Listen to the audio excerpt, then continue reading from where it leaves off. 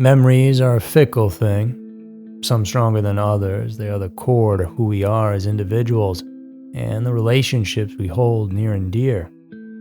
Without them, we'd just be left to wander the world as many of the people on today's list did. Here are 5 mysterious disappearances caused by amnesia. Number 5. Lost memories of Edgar Latulip. On an ordinary day back in September of 1986, Edgar Latulip, 21-year-old resident of Kitchener, Ontario, set out on a journey that would ultimately become one of the most astonishing mysteries in all of Canadian history.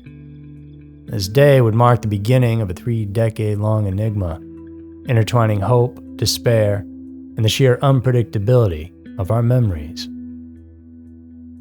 Edgar, grappling with psychological challenges and developmental delays, was no stranger to life's hardships. His mother, Sylvia Wilson, watched over her son with a heart heavy with concern, especially after witnessing his fragile state after an attempt to leave this earth. Edgar's decision then to buy a bus ticket to Niagara Falls on September 2nd triggered red flags given the fall's history, and after that, Edgar seemingly vanished into thin air, and his family feared the worst had happened. His mother stated, "When Edgar disappeared, I became quite sick. I had to take a leave of absence from work. I was near a nervous breakdown." As the years trickled by, the chances of finding any sign of Edgar dwindled. And the Waterloo Regional Police Service, unwavering in their commitment, pursued every lead and every possible sighting, however fleeting. The case even garnered attention through innovative methods such as flashing photos of missing persons in airports and public spaces, a strategy employed by the victims of violence in 1991. But still, Edgar remained a ghost, his fate an unresolved question mark that hung heavily in the hearts of his family and investigators alike. The breakthrough in this strange case came very unexpectedly, because it was 30 years after Edgar's disappearance.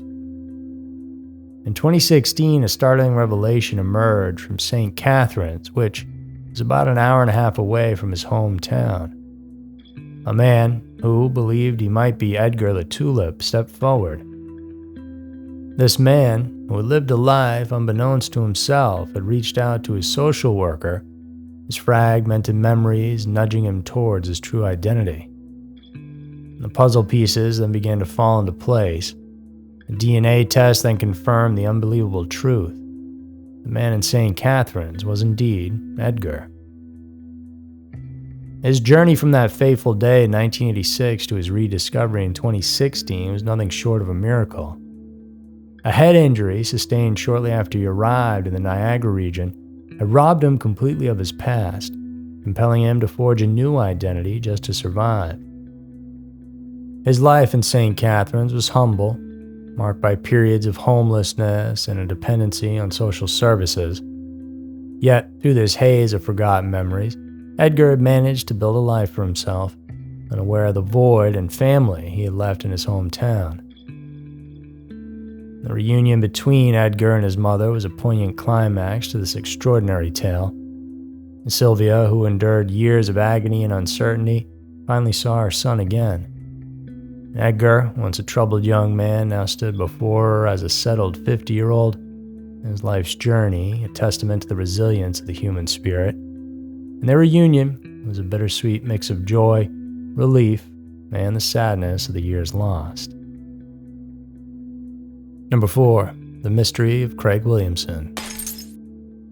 In the brisk fall of 1990, the shimmering waters of Lake Tahoe bore witness to the union of Craig Williamson and Christine Reinhardt. Their romance, swift and intense, blossomed in just a few months' time, solidifying their shared dream of a prosperous future in fish farming. Christine's home state of Wisconsin then became the backdrop for their aspirations, where they delved into the cultivation of tilapia. Craig's venture, then, to Colorado Springs on August 28th of 1993 was meant to be a routine business trip. Upon arriving in Colorado, he rented a car so he could get to his appointments. His last conversation with Christine happened around 9 p.m. on August 30th from his hotel. And after that, she wouldn't hear from him again. When Craig failed to return home the following day, a chilling silence took over. Alarmingly, his credit card surfaced in El Paso, Texas, hundreds of miles from his supposed location. The puzzle deepened when 2 weeks later his rental car appeared in Juarez, Mexico, abandoned yet devoid of any clues of wrongdoing. Detective Robert Johnson, spearheading the Colorado investigation, found himself trying to piece together what happened, but he was hitting dead ends. Determined to unearth the truth, Christine then embarked on her own personal quest for answers. Her journey led her to Colorado Springs, the very hotel Craig last stayed in. Discoveries unfolded, Craig's belongings left behind unclaimed. No signs of a struggle.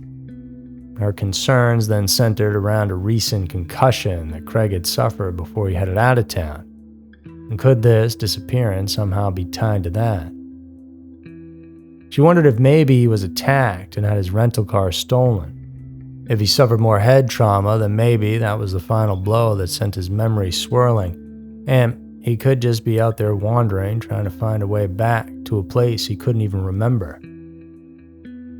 The story of Craig's disappearance hit the airwaves of Colorado and Wisconsin, reaching a retired nurse named Judy Inman. Her account then added a new layer to the unfolding narrative because, aboard a train from Montana to Washington, she said she encountered a disheveled man, his conversation peppered with references to fish and a distant origin.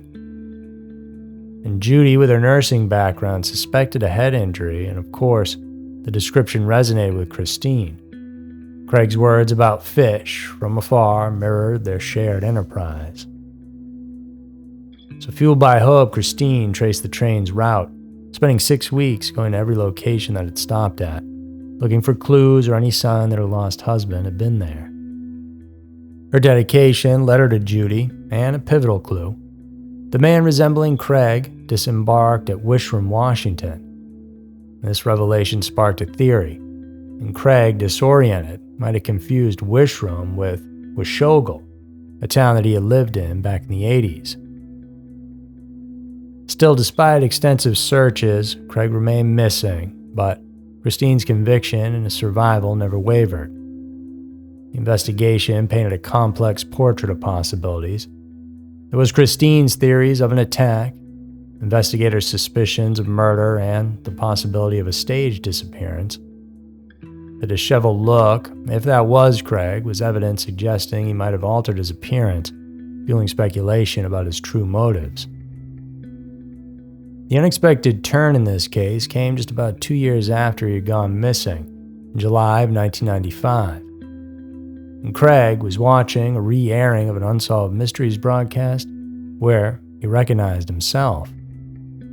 He then recounted a tale of a mugging, amnesia, and a nomadic existence culminating in Key West, Florida. His past, including Christine and his family, remained shrouded in the fog of forgotten memories. Their reunion, though bittersweet, marked the end of one journey and the beginning of another. Craig's memory remained elusive, their marriage dissolving into a friendship. Christine sought solace in Wyoming and Craig in California, each charting a path towards healing and renewal. Yet, the mystery of Craig Williamson lingers, and investigators still remain skeptical, pondering the depths of his memory loss. Was it a cunning escape from burdens or a genuine case of severe amnesia? Number 3. The Forgotten Self. In the sprawling metropolis of San Diego, a strange mystery began to unfold in the early 1990s. Man found himself wandering the sun-drenched streets with a few dollars in his pocket and a huge void where his memories should have been. He knew nothing of who he was or how he got there. His past was a total blank slate. This mystery man would later be known as Kwame Sekou, a name he adopted after stumbling upon it in a magazine. Little did he know his true identity was tied to a man named Winston Bright, a father of 3 from New York who had mysteriously vanished into thin air on October 12th of 1990.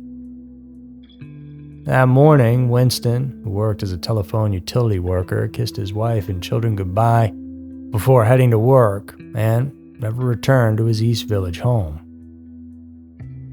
As the years rolled on back in California, Sekou carved out a new existence for himself. His past life as Winston Bright seemingly erased by a sudden bout of amnesia. He built a life from scratch, eventually becoming a teacher, a profession he pursued until his retirement. But beneath the surface of this newly constructed life, fragments of his previous existence began to resurface. In a twist of fate, Sekou's journey took a pivotal turn during a vacation to the Big Apple in 2008. It was there, amidst the familiar yet foreign streets, that he recognized a former acquaintance from a Jehovah's Witness group he once belonged to. This unexpected encounter set off a chain of events that would eventually lead him to confront his forgotten past. Meanwhile, in the East Village of NYC, Leslie Bright had been living under the assumption that her husband, Winston, had died. Something tragic had befallen him, everyone assumed, and it was time to move on and press forward. Since his presumed death in 2000, Leslie had been receiving his $300 per month pension, bittersweet reminder of the life they once shared. Then word spread about Winston actually being alive and well, and soon enough, Leslie and his kids met him face to face, but it wasn't as happy of a homecoming as you might think. Sekou was always vague in his responses to what he remembered and what he didn't. But he remembered enough, small bits and pieces, to know that he was Winston and now wanted his life back, or at least part of it. And Leslie was always skeptical, and despite acknowledging Sekou as her husband, expressed doubts about his amnesia claims, citing a lack of medical records to substantiate his memory loss. Her children, too, initially supported her skepticism. Leslie said, "He just expected us to believe it. I would have been shouting it off of the roof to my kids to let them know what had happened." Now, still residing in California, Winston has his identity back, but his relationship with his family is strained. On his end, he feels like too much time has passed and he missed a huge chunk of his children's lives. He calls every few months to check in, but that's about it. On Leslie's side, she thinks it was all made up. Just a man who wanted out of his life, and so, rather than face the complexities of a divorce and abandonment, he just left, claiming amnesia as an easy way out. Number 2. The astonishing reunion of Gabriel Naggie. In the summer of 1987, the serene life of the Naggie family in Newcastle, Australia was shattered in an instant. Gabriel Naggie, a dedicated father of 2 and husband, vanished off without a trace. Gabriel's ordinary day at work ended in an extraordinary twist of fate. Driving home for lunch, he told his wife he would be there soon, but he never arrived. Because, on the way, he was involved in a catastrophic car crash. The aftermath, found a day later, revealed the burned-out husk of his vehicle, but no trace of Gabriel himself. His wife Pam, alongside their children, 9-year-old Jennifer, 11-year-old Stephen, grappled with the terrifying disappearance. But where was their dad, and was he hurt, or worse? He had never been away without telling anyone, and right away his wife knew he was out there somewhere trying to get home. And sure enough, around 2 weeks later, there were signs that Mr. Naggie had withdrew money from his bank account in Newcastle, which he then used to buy camping supplies. But that was the last sign of him or any clue to his movements. More than 20 years passed with no word. No additional clues, and the painful possibility that Gabriel might be declared legally dead loomed large as an inquest was approaching. But fate had a different plan. And just when hope seemed lost, a vigilant policewoman stumbled upon something vital: medical records that reignited the search for Gabriel. The truth of his disappearance was as heartbreaking as it was bizarre. And suffering from amnesia after the crash, he had spent the subsequent years adrift, living under an assumed name. His days were a blur of odd jobs and aimless wandering, far removed from his former life. He worked as a farmhand at various building sites and on fishing boats. His fragmented memories offered little solace, only a vivid recollection of bleeding profusely from his head and the scar that it left behind. Despite this, a chance encounter with Pastor Barry Hayo offered him a semblance of stability, a caretaker job, and a place to stay. With brief flashes of his former past, with the help of the pastor, he was able to get a Medicare card under his original name. As the years passed, Gabriel's family grappled with the unresolved mystery, but Senior Constable Georgia Robinson, tasked with the inquest, was about to change all that. Meticulously scanning through Medicare records, she found a match, the man with Gabriel's name.